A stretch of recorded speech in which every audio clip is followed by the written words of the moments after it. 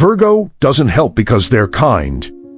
They help because being needed is the only time they feel valuable. Watch them. Really watch them. The way they light up when you have a problem. The way they lean in when you're struggling. The energy that floods their system when you say, "I don't know what to do," and they get to swoop in with solutions, advice, a perfectly organized plan. That's not generosity. That's relief. Because for just a moment, they have a reason to exist. A purpose that's quantifiable, proof that they matter. And God, they need that proof every single day, because without it, without someone needing their help, their input, their meticulous attention to detail, they're terrified they're nobody. Everyone sees the helper, the friend who remembers your allergies, your deadlines, your mother's birthday, the partner who fixes things before you notice they're broken, the coworker who stays late to help you finish a project that isn't even theirs. They're reliable, thoughtful, selfless. That's the word everyone uses, selfless. And Virgo, they accept it. Smile when you thank them. Say it's no problem when you apologize for the 100th time. Act like service is just who they are. Like helping is their nature. But here's what nobody sees. The panic that sets in when you don't need them. When you figure something out on your own. When you have a problem and you solve it before they can offer assistance.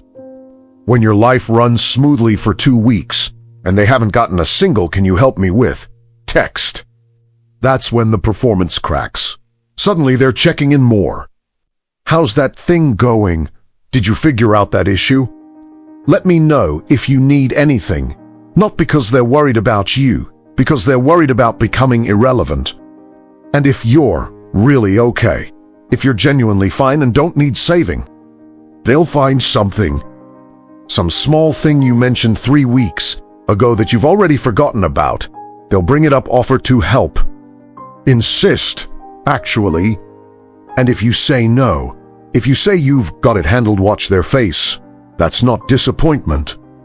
That's devastation, because you just told them they're unnecessary. And to Virgo, unnecessary means worthless. They learned it early. Love wasn't given freely. It was earned through usefulness, through being the person who made other people's lives easier, through sacrificing their own needs so completely that nobody ever had to ask, "What do you want?" Because asking for things, that's selfish, that's demanding, that's the opposite of everything they were taught made them valuable. So they optimized themselves into human tools, available, efficient, indispensable, and it worked. People loved them. Depend them, kept them around. But here's what they didn't realize. Every time someone needed them, it reinforced the belief. I'm only valuable when I'm useful. Not I'm valuable and helpful. Not I'm a person who also helps. No, I'm valuable because I help. And if I stop helping, I stop mattering. That's the core. That's the wound. That's the thing driving every "let me do that for you," and every "I don't mind," and every hour spent fixing someone else's life while their own falls apart. They don't help because they're kind. They help because they don't know how else to justify taking up space. Sarah had been dating Michael for 8 months when she finally got promoted. The job she'd been working toward for 2 years. Michael was a Virgo. He'd edited her resume 17 times, did mock interviews, sent her articles about negotiation tactics. She couldn't have done it without him. But once she got the job, once she was settled and confident, something shifted. Michael started pointing out small mistakes in her emails, suggesting she was being too assertive in meetings, asking if she was sure she was managing her new team correctly. Not cruelly, carefully, like he was just looking out for her. "I'm fine, babe," Sarah would say. "Really? I've got this." And he'd smile, nod. Then 3 days later, "Hey, I was thinking about that presentation. Want me to look at your slides?" She didn't need him to, but saying no felt mean. So she'd send them. and he'd find things to fix. Things that didn't need fixing. 6 months into her new job, Sarah was second-guessing every decision, running every email past him, asking his opinion on things she used to trust herself on. And Michael felt needed again, essential, until the night Sarah said, "I think I need to figure some things out on my own." He froze. "What do you mean?" I don't know who I am anymore when you're not telling me what to do. I'm not telling you what to do. I'm helping you. Are you? Or are you making sure I still need you? And here's what's actually happening. The layer nobody talks about. They're not just afraid of being nobody. They're addicted to being needed. Every time someone says thank you, every time someone says I couldn't have done it without you, there's a hit, a rush, proof they matter. But here's the part that destroys everything. If they stop helping, they have to sit with the person they've been avoiding their entire life. And that person hasn't been loved in years. The real Virgo, the one who isn't useful, the one who has needs, the one who makes mistakes. That person terrifies them because they don't know if that person deserves love without earning it. So they keep performing, keep fixing, keep inserting themselves into every problem where they could prove their worth. Not because they want to, because stopping feels like disappearing. That question sat between Sarah and Michael like a landmine. Michael wanted to defend himself, to explain, to list all the ways he'd supported her. But somewhere, deep in a place he didn't want to look, he knew he hadn't been helping her succeed. He'd been making sure she couldn't succeed without him. Not because he was cruel, because he was terrified. Terrified that if she was okay, if she was confident, if she didn't need him, she'd leave. And then who would he be? Here's what nobody tells you about Virgo. Their help isn't selfless. It's self-preservation, because real help, that's about empowering someone to handle things themselves. It's about stepping back when they're ready. It's about celebrating their independence, not mourning it. But Virgo can't do that. Won't do that. Because independence means abandonment. Capability means obsolescence. Other people thriving means they're no longer necessary. So they keep helping, keep fixing, keep managing everyone else's life so they don't have to face their own. And they call it love. It's not. It's fear with a to-do list. And here's the sentence nobody wants to hear, but everyone needs to. You're not helping people. You're holding them hostage to your need to feel valuable. Because unconsciously, quietly, in ways they'd never admit even to themselves, they create dependency. Not dramatically, not obviously, just little things.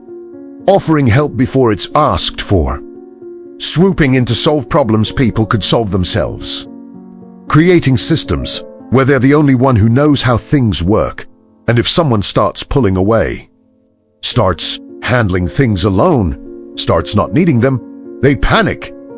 And the panic looks like concern. Are you sure you're okay? You seem stressed. I noticed you've been struggling with.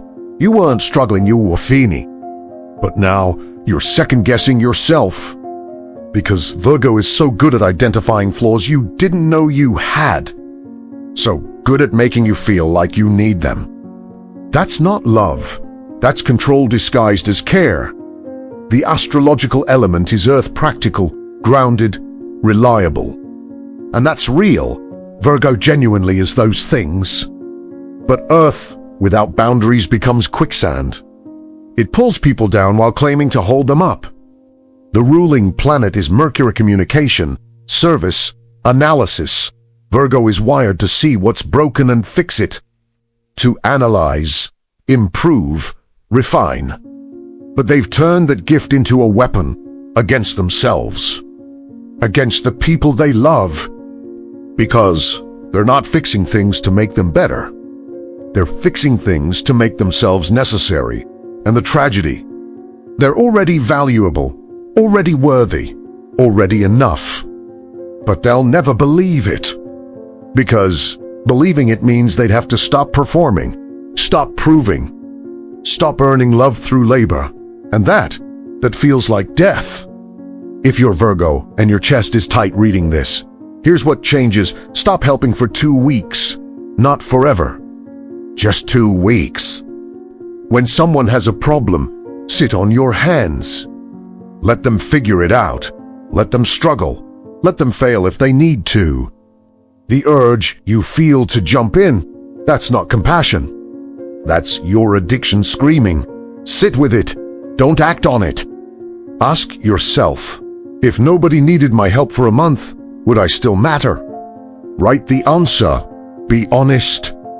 If the answer is no, you've built your identity on a foundation that will always crumble. Because people will eventually be okay. And when they are, you need to exist anyway.